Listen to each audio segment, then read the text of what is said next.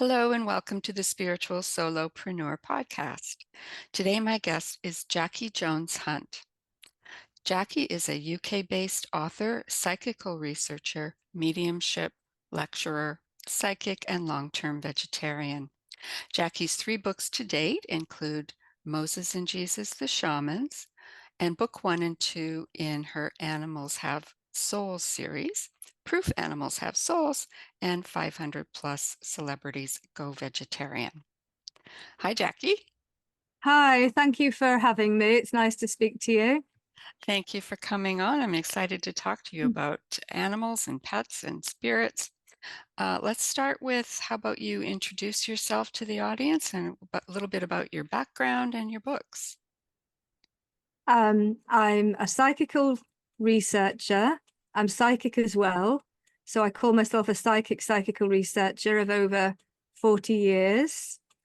I'm an author of 3 books, which are on out-of-body experiences, near-death experiences, mediumship, shamanism.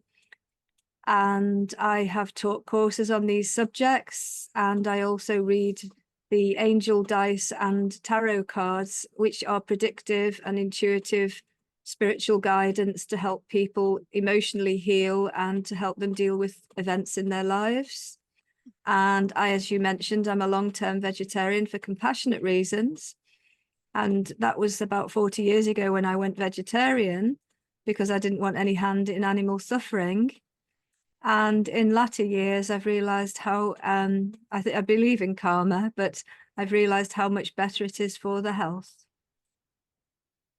Yeah, for sure. So your expertise comes from research and personal experience as far as Yes, animals from a yes, soul perspective. Yeah. yes. I've had many mediumistic and psychic experiences since I was a child. And I have observed mediumship as well. And I've been to the Arthur Findlay College, almost lived there for many years, which is down in Essex, Stansted, Essex in England. And President Gordon Higginson, who was the long-term president of the Arthur Findlay College, was a wonderful medium ahead of his time. He was also a trance medium and produced physical phenomena. And he was very much a spiritual father and great friend to me. And I used to go on residential courses for many weeks every year for many years, and learned a great deal from him, observed a great deal, but have had a lot of experiences myself, which were not to do with other mediums, but to do with my own mediumistic experiences and my own psychic experiences, which I'm happy to discuss later in this interview. Yeah. Why don't you tell us a little bit about some of those experiences, starting with maybe the earlier ones? What happened initially to make you realize something else is going on here? I mean, even as a child, right? Okay, one of my earliest as a child, I must have been about 7 or 8 years old. I had thought I had seen spirit on the landing outside my bedroom, but one particular experience was a sleep state experience, and that's how a lot of the ancient Egyptian mediums worked, in sleep state experiences, and it seems to be the way I work. And I dreamt that I was the only person at my father's funeral, and I was stood there and my father had passed. And I did wake up in tears, and I felt it was symbolic soon after when I overheard my parents talking that they were going to have a divorce. So I told my older sister, I believe my parents are going to have a divorce. It was me passing on the information to her. And I took it, oh, well, it's just a symbolic thing that my dad's dying to us. He's not going to be here as much. However, 40 years later, after my father having created his own life elsewhere and seeing us from time to time and then losing contact with us for decades, because his partner didn't want him to have contact with us because she had her own children, these things happen. I found I experienced the fact that my dad was passing away. So I drove all the way from Devon to the northwest of England and found him in a passing away room in a Southport hospital. And I prayed that I wouldn't cry, but when I saw him as an emaciated old man, they said he'd collapsed. And I asked, could I take him back to Devon with me? And she said, I think that's the best thing, because he's been overdosed by his partner, they thought, which is what they said, on warfarin, which is rat poison, which overthins the blood if you have too much. And that's why he was in a duffel coat on a sunny day, a very warm day, and he'd collapsed. So anyway, I took my dad back to Devon with me, and then we moved back to Scotland, where I've spent decades, and we brought my dad with us. And when my dad did pass away, my husband was called away being a medical doctor. And as most of his friends had passed away and we'd all moved back to Scotland, whatever friends he had left would have all been in England. And it turned out that I was the only one at his funeral. So it was a prediction that did actually occur. Oh my gosh. So that was when I was 9. And that was one of the earliest experiences, probably about 7 or 8, because I think I was about 8 years old when they divorced. So that was one of the earliest experiences, but I have others that include animals, if you're interested. Absolutely. I was going to ask that next. How did the interest in animals and seeing animal spirits come about? Okay. Again, in a sleep state experience, it's like you're not asleep, but not awake, but you're there. And I was stepping onto a steam train at dusk, just as the sun had gone down, and I was waving goodbye to my husband and just calmly stepping onto the train. And as I did, this calm male voice said to me, as long as you understand, it's the one-way journey we all have to make. And as soon as he said that, I quickly took my foot off the train and turned to my husband and woke up completely and was in tears and said to my husband, I've just had the choice to live or die. And my husband said, no, we hadn't been married very long, and he didn't know me very well because we'd married so quickly. We've been married now over 31 years, but we met and married within weeks. But anyway, I said, the IVF operation or procedure I'm going to have in the next day or two, I know it's going to go wrong. Well, my husband is a consultant cardiologist and general medicine. And he said, Jackie, it's a sausage factory. You have the procedure, a cup of tea and a sandwich, and then you go home. He said, I don't even need to be there. I said, oh, you do. And obviously he did come with me. And the night before that procedure, I felt like I was going to the guillotine. I could empathize with anyone who was having that. And in my little overnight box, your little toiletries box, I had my toothbrush and my nightdress because I knew I was not going to be coming home in the next hour or two after the procedure. So when we went, I said to them, could you please give me an anesthetic so I can keep my emotions and my fear out of this? I didn't tell them why. And so they said, yes, that's not a problem. So they anesthetized me. And they took the eggs out, which are to be fertilized, and put back sometime later. Anyway, they took the eggs out. And when the lady tapped me on the cheek to wake me up, I was in excruciating agony and I bent double. I was laying on the stretcher, the type of one that got wheeled back to the ward, and I bent double. So she rushed to the anesthetist and said she needs more painkillers. So he gave me an injection of more painkillers and they rolled me back to the ward where my husband and other husbands were waiting with their wives. They were having sandwiches and cups of tea, I glanced, and I was still in pain. And I said to my husband, could you please check on Sue, our dog, in the car? Because it was a sunny day, not too hot at all, but the windows were open because I thought we're not going to be going home quickly. And he got back from the car minutes later and my eyes rolled back and I'd gone. And my husband told them while I had died, she's hemorrhaging badly, quickly. And he went into like full doctor mode, telling the nurses there with the sandwiches and cups of tea, she needs a drip, she needs this, she needs that, get her head down. I think the human body has got 5 liters of blood. I lost 3 liters of blood. My husband had my head down to try and avoid brain damage. And the nurses were all saying, oh, she must be allergic to the anesthetic. And he said, no, she's hemorrhaging. He said, it's vasovagal. I always remember him saying that as I started to come back. But I had literally gone. And if he hadn't have been there, I would definitely have gone because they just thought, oh, she's having an allergic reaction and what's happened to her. And they hadn't given it much consideration. Days later in the hospital, because they wheeled me from that private side, which was IVF, to the hospital side, in the middle of the night, my husband was laying on a camp bed in my room with our little dog Sue under a blanket, and you could just see her tail hanging out, and couldn't leave her in the car overnight, so she was in the hospital too. And in the middle of the night, I couldn't breathe. They had pillows around me like bubble wrap, like cotton wool. My stomach had come up from my neck down to my pelvic region, as though I was 9 months pregnant. And they'd managed to get an inch tape round, which was coming up and up and up, and they were monitoring the loss of blood, which was a gusher in the gynecological area, lower in the pelvis.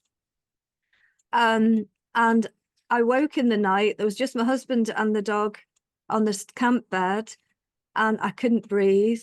But then I was aware of a voice around my right ear. Nobody, just the voice, male voice, very clear, very calm, saying, there's fluid going on your lung.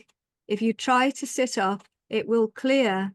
So I tried to pull myself up as he had guided me to. And as I did, I passed out yet again with the pain, which was countless times I passed out. I lost count. To any movement, I'd pass out. It was excruciating. And a day or two later, the same thing happened, but he didn't appear, or no voice. And I knew what to do, try and sit up and it will clear. And I passed out with the pain, but it cleared the fluid on the lung. And then after that, the doctors realized there was blood clots from the hemorrhaged blood going onto my lungs. And that's, another life-threatening situation. Right. I had septicemia as well, because all the blood was in the wrong place. And my kidneys were going into like a failure. And he realized how the body is like one step at a time. It's like a stack of cards. Yeah. You knock one over and one next to the other. Dominoes. Made me think of people who've had abortions and how they've died in the past with things going wrong, backstreet abortions. But this was the opposite. It was IVF. And where did I get to? Oh, in the middle of the night again, I think it was sort of late evening. I think my husband was asleep. And I looked down at my right calf, and there was Jack, my female Jack Russell. Me being Jackie, I'd christened her Jack when I had rescued her from the rescue centre. JAC, my little Jack Russell, who'd passed a month before. And there she was, laying across my right calf. I could see her. Not only that, I could feel her fur, her weight, and the warmth of her body. And it was across the right calf.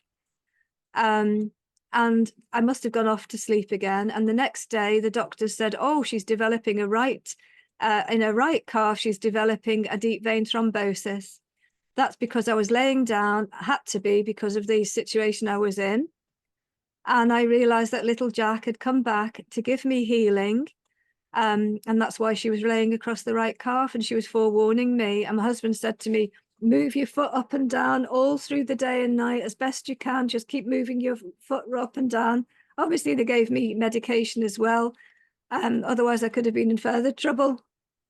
So that was a very, very clear experience of my dog, and also of a male spirit, probably my male spirit guardian for health.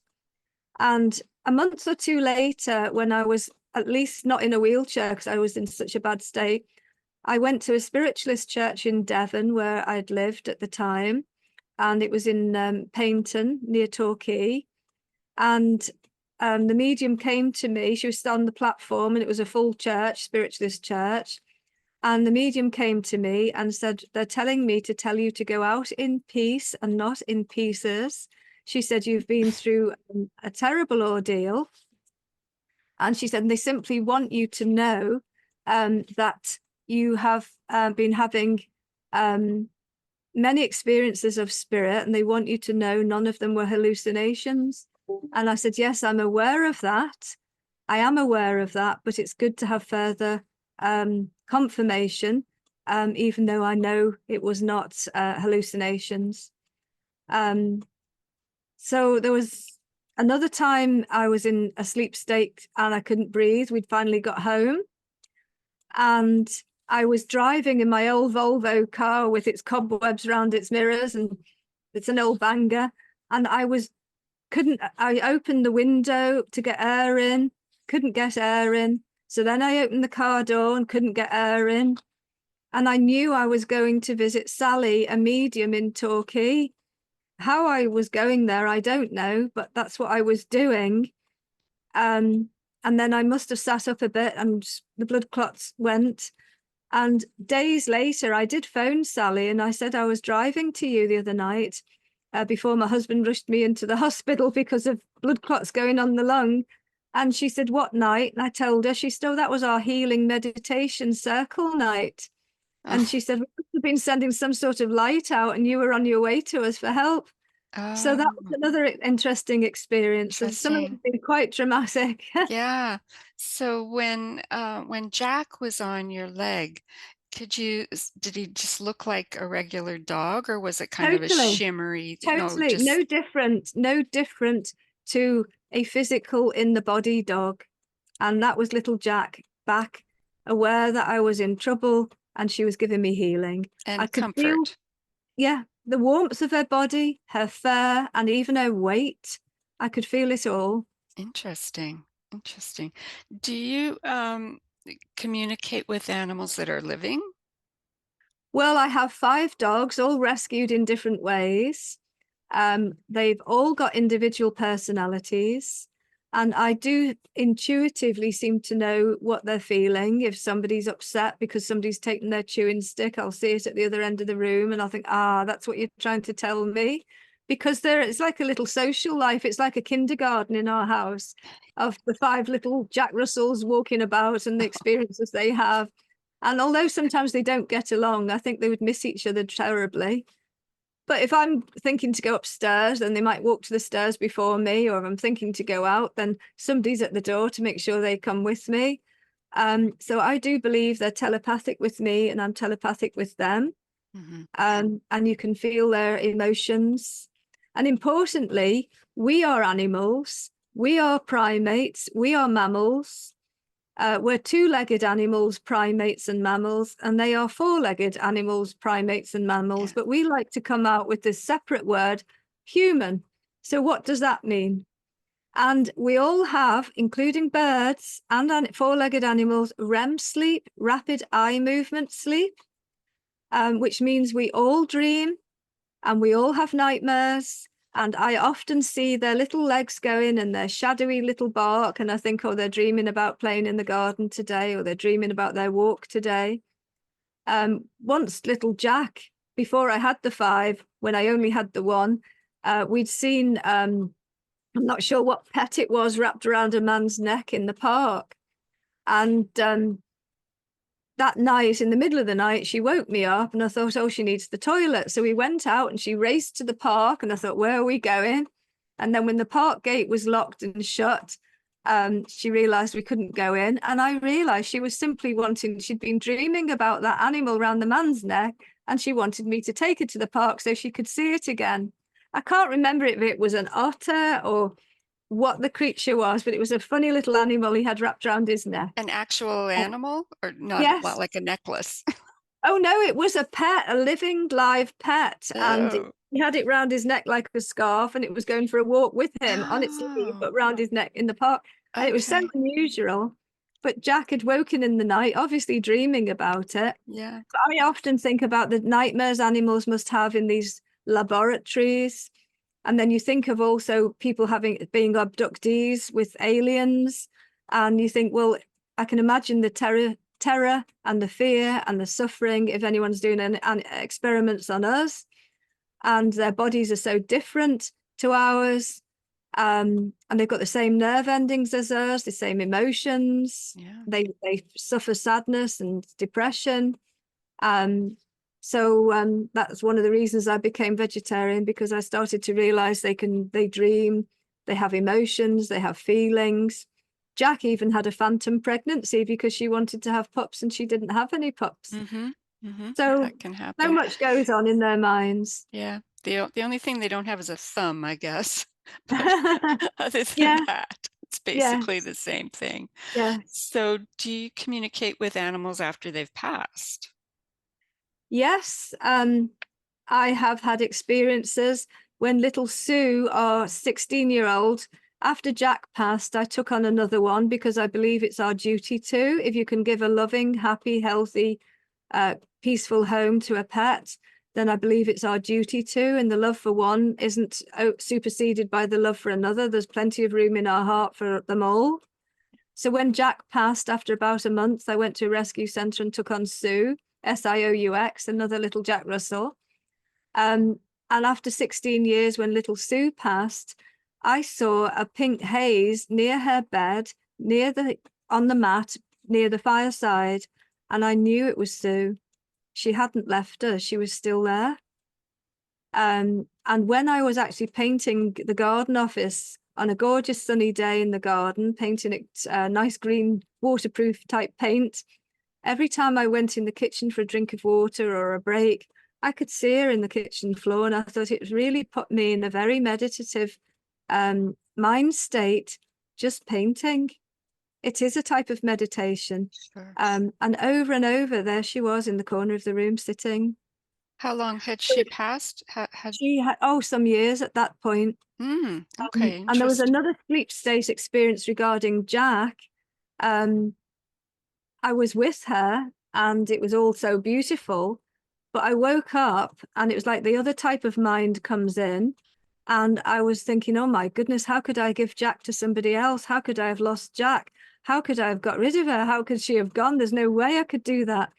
And I think what it was, looking back, it's because I'd been with her in my sleep state. And then she'd gone off with the people who were looking after her there. And I'd woken up then without her.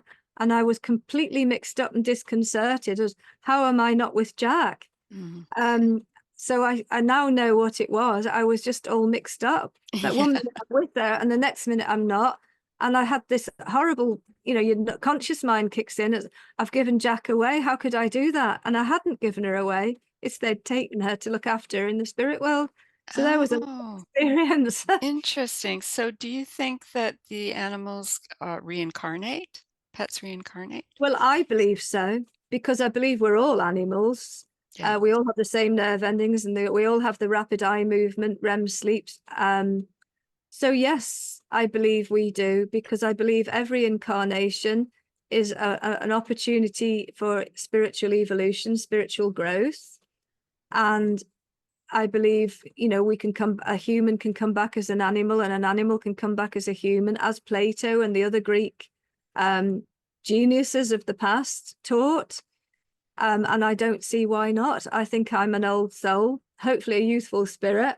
And Right. sometimes I feel like I've been here too many times and I don't like the changes in the world and I don't really want to come back anymore. That's common among people who've had near-death experiences, I think, Is it? when they pass, from what I've read and seen, Mm. they get a choice, to come back or not. Oh, you don't want to come back. Most of them Yeah, don't want to come. I know. Well, yeah, I see what you mean. Well, I feel the same. I don't really want to come back. I think what we've made a mess of this world, and I think there's a mess coming.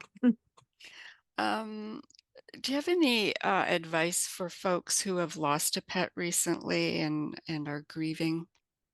Yes, on my website, which is JackieJones-Hunt.com. Jackie is spelled Jack I-A, Jones-Hunt.com. There are 35 interviews with mediums, and in every one it's radio show.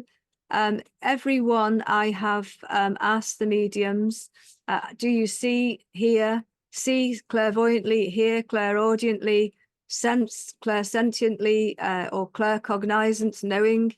do you have any experiences of seeing animals? And in everyone, they've said yes, including Gordon Higginson of the past, who, as I said, was the president, long-term serving president of the Arthur Findlay College, brilliant medium, trance medium, physical phenomena medium. And I remember once he said he saw all these rabbits around this man. And he said, well, I used to shoot rabbits. And he said, well, you know, there is such a thing as karma, and these rabbits are all around you.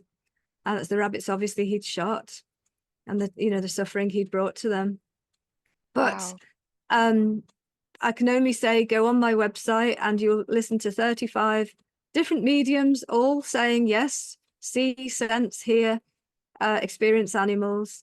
And my book, Proof Animals Have Souls, has got lots of my experiences in it, as well as others.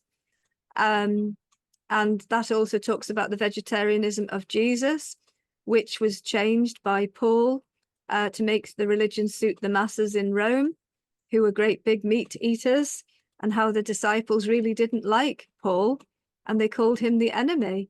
And it brings in lots of ancient documents and exposes also biblical mistranslations that condemn mediumship. And it teaches people how to become mediums and what's the difference between mediumship and psychic. It's all in my books, Moses and Jesus the Shamans and Proof Animals Have Souls. Awesome. And the 500 plus celebrities go vegetarian. But if they look at Amazon and my website, if you go on the website, you can just click the links and it takes you straight to the Amazon sites. And that's JackieJonesHunt.com. And my email is JackieJonesHunt@gmail.com if anybody was interested in having a reading online. But I do them in person as well. Oh, okay. So you offer individual readings for folks who want Yes, to get in touch with animals or people on the other side? yes. Oh, And predictive readings. I've got an album about that I always ask people to record the reading because there's so much information they would forget. The angel dice, we cast them 3 times, and there's 7 each time, so that's 21 pieces of information. And then the cards that we put out, and angel cards and fairy cards as well, and tarot cards. By the time we've finished in about an hour, there's a great deal of information, and I always ask people to give me feedback. So as I say, I've got an album that fat full of people's written feedback, saying it's accurate, how the reading has helped emotionally heal them or help them and strengthen them, and the spiritual guidance and advice. awesome. I'm curious about one thing when you said about seeing the animals after they've passed. If the animal has reincarnated already, do you think, would you still be able to see the spirit? Because, you know, there's no time, so time is not linear on the other side. So maybe the No, two they're out of things, space and out of time. yeah. But it's that love link that connects people. My battery is running low, it's saying, and I don't understand why, because it's Oh, plugged. okay. I don't understand why it's saying that. Well, we can wrap up. Okay, I don't know why it's suddenly saying that, because it No is plugged worries. in. So it's All just to right. let you know. Okay, no But problem. yes, I do believe we reincarnate, and I think people get the choice whether they reincarnate here or whether they just continue to be a guide to loved ones here. And I believe that probably from my past lives, I've drawn to me friends and family who are possibly my guides now. And if people ask for healing, guidance and protection, etc., as I have done, I think I've brought to me somebody who looks after my health. And I think that was the person who had spoken to me when I needed it, when I'd hemorrhaged. Yeah, I guess the most important thing for people who've lost a pet is, you know, they want to know, is my pet okay? Is my Well, I can tell them, listen to the 35 interviews. they are okay. Yeah, and you see some people who say, oh, they're not, or they're a group soul or whatever.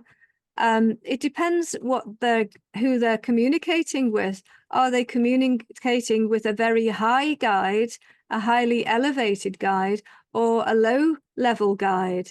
And if it's a low level guide, they may not be getting the best information. So my belief is, as Jesus said, there's many mansions in my Father's house. There's many landscapes on different levels. As people evolve, they move up a level. And like attracts like, and that love link will always keep people together. And if it's like 9 years when your pet passed, it might feel like 9 minutes when you see them again. It's like a really good friend or family member. If you haven't seen them for years and you suddenly see them, you give them a hug and you're back together again. Right. Time doesn't exist. So we will see them again after we pass. Oh, I am sure of it. That's It's that awesome. love link. Yeah. And I do believe karma is there for everything we do and say. And it Even if they've determines. reincarnated, Well, I that's don't kind of, necessarily think they reincarnate that quickly. oh, okay. Okay. That's what I was wondering. Mm. Um, that if they reincarnated, then maybe when we pass, we might not see them on the other side. But I think it could, my opinion I think is you'd still you experience could, them. you would still, because the both things Mm. can happen simultaneously, right? Yes. Yeah. And your spirit guides on the other side, if it did happen, would probably say, look, see this daughter here? That's your pet who's reincarnated, and you would possibly have connection in the sleep state. So there's always a Right. way, and no one's left alone, and everyone's taken and guided and looked after in the next level of existence. And very much like attracts like as a perfect form of justice. It's not an angry God, but I do believe there's a perfect form of justice, like attracts like. And so you've got your lower level people on a lower level of landscape, and you've got your higher level people of a higher level of landscape. And I don't believe suicide people are lost at all. I think everybody is met and looked after.